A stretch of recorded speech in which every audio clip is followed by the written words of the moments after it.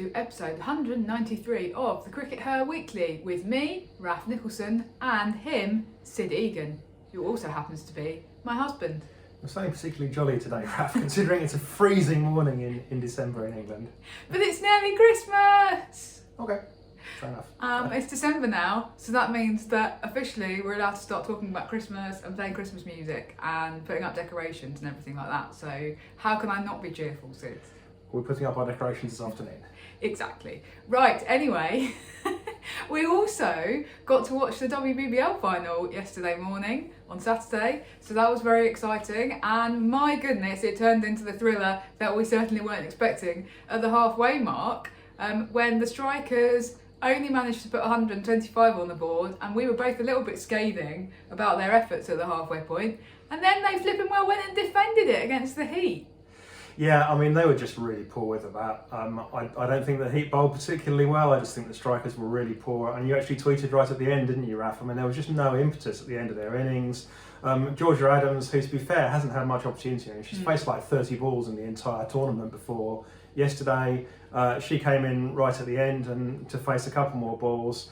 And, you know, she looked like a player that had spent very little time in the middle. Well, that's it, isn't it? You sending somebody out in the final at quite a crucial moment with a couple of overs left to try and get a decent total on the board, who's barely batted all season. Yeah, it's really another 15 runs, you know, on top would have made a huge difference, you know, and but so they weren't able to anyway. do that. So we were like, you know, this is a poor batting performance. Exactly. But they pulled out of the bag one of the great bowling performances, led by Amanda-Jade Wellington, who's just you know, had a fantastic tournament, and again for the second year running had a fantastic final. And you know, what a player to kind of rise to the moment, and you know, just what a player in general, really. She's someone that kind of epitomises for me the right attitude towards playing cricket, really. That she is competitive. You know, she's not one of those players that's just like playing for the fun of it and doesn't really care. She does care about the result and she's competitive, but she also plays with a smile on her face, and you know, she's clearly enjoys actually being out there and being a part of it and being in the middle. She was laughing away, you know, talking back to the bowler when she was batting, and you know, she's not the best batter and she knows it, so she's able to laugh back. Also, she was really great on the player mic, wasn't she? That was really interesting to actually have her mic'd up while she was bowling, and for her then to be explaining every ball what she was about to do and how she was kind of planning that the over might pan out. That was absolutely fascinating, wasn't it? Yeah, that's really what the player mic should be all about. I mean, you know, having Grace Harris on the player mic going, sod it, I'll hit it for six anyway. You know, that's great too. But you know, and Grace Harris is obviously the ultimate entertainer on the player mic. But the way that Amanda-Jade kind of, you know, as you say, talked through what she was going to do, talked through her bowling plans, talked through the delivery she was going to bowl and then bowled them, that was just like really, really interesting. And, you know, more of that, please, guys. So, and, you know, together, you know, with, you know, it was really a team performance. I mean, we just talked about Amanda-Jade there, but, you know, Megan Shute as well, you know, was a critical part of that performance. And Talia McGrath, you know, pulling out a two in two, a really important point.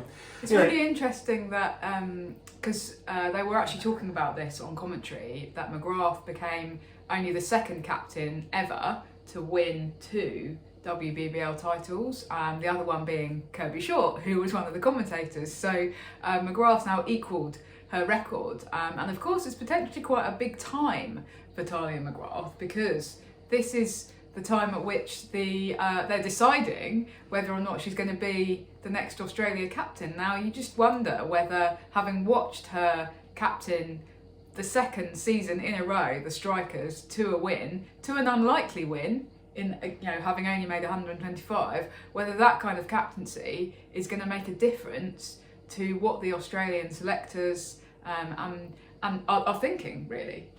Yeah, I mean, I think that we think that the decision's probably already been made, so it probably, you know, ultimately won't make any difference. But, you know, there's no doubt that she's done a really interesting job. I mean, the commentators are talking about how, you know, she kind of gathered the team in and made them feel very much like a team. You know, the fact there's a couple of players on that team that have played like every single WBBL game that the Strikers have ever played. That is an incredible stat, which is incredible. We've just done the 9th season, so that's 9 years, and there are players who have played every game. Single game. So that's pretty amazing. But Tony McGrath, they said on comms that she's brought the team together, and she's been the one that's kind of made sure that the overseas players feel included and all that kind of thing. And it's probably not an easy thing for Tony McGrath actually, because she's a little bit of an introvert. I've met her a couple of times, and on both occasions she's very much been like quite shy and introverted. She's not one of those people who's really outgoing. She's not a Danny Wyatt who will start talking to anybody that she kind of runs into in the lift at the hotel. I interviewed her just before the Commonwealth Games last year, when she was having her amazing kind of golden run of form going into the Com Games, and she's kind of quiet and softly spoken. She's a sort of antithesis of Alyssa Healy, if you like, if we're talking about kind of people whose names are in the running for the Australia captaincy. So it is going to be really interesting to see which route they decide to go down. Of course, it could be neither of those. Anyway, we seem to have spent so much airtime recently talking about the Australia captaincy. Please, guys, can you just put us out of our misery and tell us who the heck it is? Anyway, now one thing that hasn't been so great in this WBBL from an English perspective is the performances of the England players, right? And that is a little bit worrying, kind of going into what's going to be a pretty big series of T20s and a test against India. They haven't got any more cricket between now and then. Obviously, a few of them are being chucked into the A matches, which we'll talk about in a minute. But it's not been a kind of a season to remember for most of the English players. Is that fair to say? No, it hasn't really. No England player has come out. There are no England players that are going to be being talked about as part of their people's team at the tournament, things like that. Yeah, probably the best England performer has been Amy Jones. Okay. Certainly in terms of the numbers, she's had a particular role to play. She's been coming in late. Usually off the back of them already having scored an awful lot of runs and adding a lot more runs at the end at a very decent strike rate. So she's not England's highest run scorer. I think Tammy Beaumont scored more runs than her, but Amy Jones coming in late and scoring at a decent strike rate.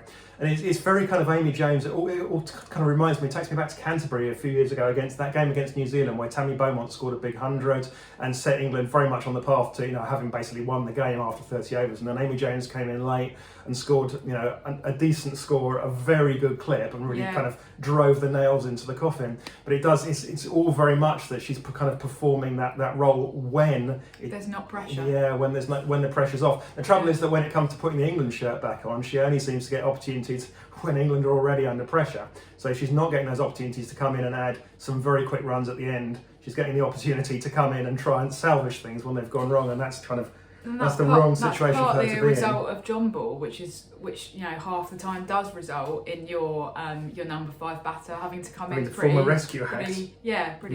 speedily. Anyway. Yeah.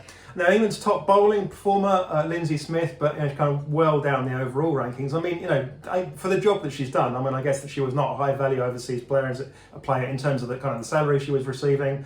So my guess is that she's done a very effective job for what she's done the job she was paid for. Value for money. Yeah, in fact, that's the one. Value for money. Yeah. So Lindsay Smith, but she comes in like 20th overall. So a good season for her, and she's got the chance to work with Charlotte Edwards again, and Charlotte Edwards will have noted that she's been kind of an effective performer, if not a spectacular one. So there's that. And the other person that we should bring up is Danny Gibson, because Danny Gibson has had a pretty decent season again, very good value for money performances, but she's been decent with the ball. She's got wickets. She hasn't been massively uneconomical. Not been the most economical, but she hasn't disgraced herself at all with the ball. And she's also chipped in nicely with the bat. One of the real pities, talking of her, is that she wasn't able to kind of finish the season and play in that final. Yeah. Her and Bess Heath were both on the plane back to Australia. They were actually on the plane during the final. So and it's particularly kind of interesting because there were 2 players playing in that final who were not just missing training, but missing actual international matches. So Amelia Kerr missed a New Zealand match, and the South African captain, her first match as the kind of official permanent captain, Laura Wolfars, missing the match. Tasmin Bretzis, stepping in and getting a chance to, captain her country, was fantastic for her. But it's a really interesting one, isn't it? Because we have talked before about the balance between kind of it being important to retain some primacy of international cricket versus the need for players to actually be able to see it through when they've committed to playing in a franchise competition. Yeah, and for the fans that are watching the franchise competition, it's important to be able to see the best players playing at the in this specific instance, given the two players who have flown over to India, both of them, so they have gone to India. Both Bess Heath and Danny Gibson are in the England squads for this series, but I wouldn't have said either of them were necessarily a shoo-in to play in the first couple of T20 matches. So potentially they've been forced to miss a really big final that's a great training for playing in a World Cup pressure situation, let's be honest, because WBBL is still the pinnacle in terms of overseas the actual leagues. quality, Yeah, the quality that you're going to get. So they've been forced to miss that in order just to potentially sit on the sidelines, do a bit of training with the England girls and not actually get in the team. Yeah. And that's really disappointing. Well, they definitely could have think it's a played bit this of match and played in even if they could. Well, I just think it's a little bit disappointing of John Lewis. It just feels like a little bit like cracking the whip a bit unnecessarily. And as you say, the New Zealand board and the South African board have been a bit more flexible, and that seems like a better approach in this instance. I think we have to take it on a bit of a case-by-case basis. Generally, I agree that international cricket should have primacy, but in this particular instance, I'm not massively happy with it. Yeah, and again, it's really down to the ICC need to sort out the way the windows are working, because at the moment these windows aren't working if people are having to miss the pinnacle of the tournament, because it just robs everybody. It robs the players the chance to play in that final, it robs the fans of the chance to see the very top players at, and at the very kind of pinnacle of the tournament, so it's a pity. Yeah, but anyway, I think overall the fact that no English players made it into the team of the tournament says it all about WBBL 09 and English cricketers, and there's a certain irony in the fact that the top performing English batter, Tammy Beaumont, can't get in the England T20 team. The top performing English bowler, Lindsay Smith, can't get in the England team. So, yeah. There's some funny business going on, Sid. Anyway, let's talk about the forthcoming England tour. Well, specifically the England A component, which has already got underway, hasn't it? And we've had 2 matches so far. India won the first one, England won the second one, and the decider is being played out actually as we record this. There's been a little bit of a shifty round in terms of the squads this week as well. There was an announcement that Georgia Davis and Kayleigh Moore have joined the England Women A squad. That was ahead of the second match on Friday. And the the announcement said that it's a precautionary measure as illness affects the group. Delhi belly, I think, is probably the most likely explanation for this. And actually, Charlie Dean is not captaining in the third match today. Presumably, that is an illness. Oh, that'll mean Grace Scriven will be captaining them. Right, Raph? I'm sorry, Sid. I'm sorry to break it to you, but Holly Armitage has been handed the captaincy for this third match. So, poor old Dino and whoever else is potentially out on the sidelines, let's wish them all the best and a speedy recovery. So that's making things a little bit trickier for the England A team. The other addition to the A group is Maya Boucher, who has flown out from WBBL and has now been joining up with the A group and playing in these A matches. Yeah, that's kind of interesting. I mean, she didn't have a great WBBL. She got 4 ducks. She did make a few runs, otherwise. It wasn't a total disaster. It wasn't like a Bryony Smith level of disaster. Sorry, Bryony, but it seems like potentially John Lewis feels that she hasn't had enough time in the middle to play in the main squad, so he's using these A matches in exactly the way you said you didn't want them used, as basically a way for her to get some match time. I think that Martin Davis tweeted that that in the second match it was close 7-2 in terms of players with full international caps. So England played 7 players in the second match with full international caps, and India only played 2, who were both quite marginal players as well. So I just feel like that was the wrong way to use these matches. But on the other hand, they won the second match, but they won the second match. They were on course to lose it. They were. They won the second match thanks to Izzy Wong with the bat, which is like, that's not the way things are used. You can't. Whatever you say about her, you can't keep her out of the limelight, can you? She's going to make the headlines, and she made them. England were definitely on course to lose the second match. Izzy Wong came in and smashed 30 off 17 balls, something along those lines. Yeah. And she's shown before that she can do it. She had one huge innings in WBBL a couple of seasons ago. So she can do it with the bat. She can occasionally just, when it all clicks and she connects, then she can hit those very big runs. If she could do that more often, then what a great asset that would be to her kind of future as well. So perhaps that's something that she needs to work on. Well, potentially, but I just worry that I don't want her to be working on her batting at the expense of her bowling. Well, it's always a dilemma, isn't it? We know that. We say we know. Obviously, we know that she had a difficult summer. The figures from the first couple of matches, in terms of her bowling figures, didn't look great. But it's really difficult for us to comment because we can't see. We haven't been able to watch. Ironically, there is people in India will know that there is a live stream because you guys have been watching it, and I know some of our viewers have actually been at the ground, and people were tweeting that her action looked good. She actually looked good that's with the really ball. positive. So that is positive. Yeah. But the live stream hasn't been made available in this country. I mean, that was a little bit silly. I think because guys, we'd have paid for it.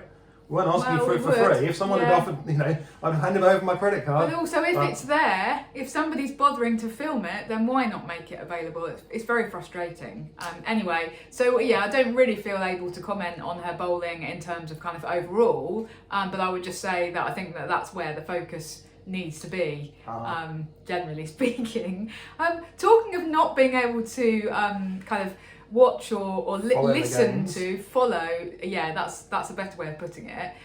There's been a lot of talk this week on Twitter actually, because it appears, as the situation currently stands, that there's not going to be any radio coverage of the England v India test match in the UK. So ordinarily we would expect BBC TMS to be covering it, and there to be ball by ball coverage, and it was actually Hypercourse, of course, who tweeted saying that this will mean that if this is the case, which we don't 100% know, but nobody from TMS has appeared on Twitter and said, actually, by the way, we are covering it. So if it's not covered ball by ball, then it'll be the first England women's test match that hasn't been covered by TMS since 2011. So we're talking way back when, in the pre-professional era. And it's been since our test match hasn't been covered ball by ball live on the radio. Now, I don't know what you think about this, Sid. I think it's a little bit disappointing, actually. I guess that it shows where TMS's priorities are. To be honest, that their priorities are essentially men's cricket, and they will spend money to cover second division men's county championship games, and they won't spend money to cover England women's games. Yeah, I mean, obviously there's just been a huge men's cricket tournament in India. Don't know if you knew about that, Sid. I heard something about it in the background, but no. And I think, to be honest, most people English people are pretending it didn't happen. So we're just most Indians are trying to pretend it didn't happen. That's true as well. Yeah. So we'll just gloss over that. Didn't happen. But obviously, a lot of resources went into BBC TMS covering. They did cover some of the games from England. In other words, they covered some of the games from a TV. So that would be a budget way for them to do it. Yeah, that's still potential. I mean, we are going to be able to watch it. It's going to be on TNT Sports. Which is the new kind of name for BT Sports. So it's been bought by the Discovery Channel. So we'll be coughing up our credit card for that one. Yeah, and I guess that the disappointing thing is that obviously the benefit of the BBC radio coverage is that it's free, right? Yeah. And so by actually not covering it's not going to be cheap because it's going to cost like £35 to watch the entire series. So by not covering it on the radio, you might go, oh well, maybe if we can watch it on the TV, it doesn't matter. But you're narrowing your audience. You're really narrowing your audience. It's not a trivial amount of money, especially given that we're in the middle of an economic crisis. Or $70 Australian for our Australian viewers. I'm sorry, Indian viewers. I'm not quite sure what that is in your currency, but it's a whack of money. I mean, it's not a completely outrageous amount, and it is part of the course. That's what you'd pay if it was on Sky as well. It's not even necessarily that. You don't pick up casual viewers that way or casual listeners. People will not engage with it in the way that they might well do if they could just listen to it on the radio, just stick it on while they're at work. And I think that's the problem, and that's the disappointing thing.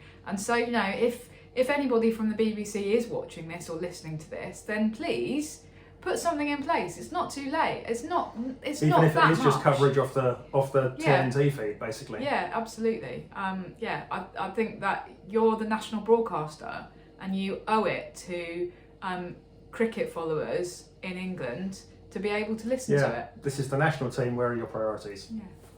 Okay. Anyway, Let's wrap up, Sid. Thank you to everybody for tuning in.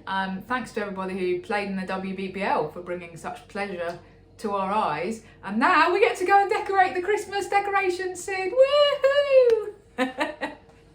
Bye for now. Bye.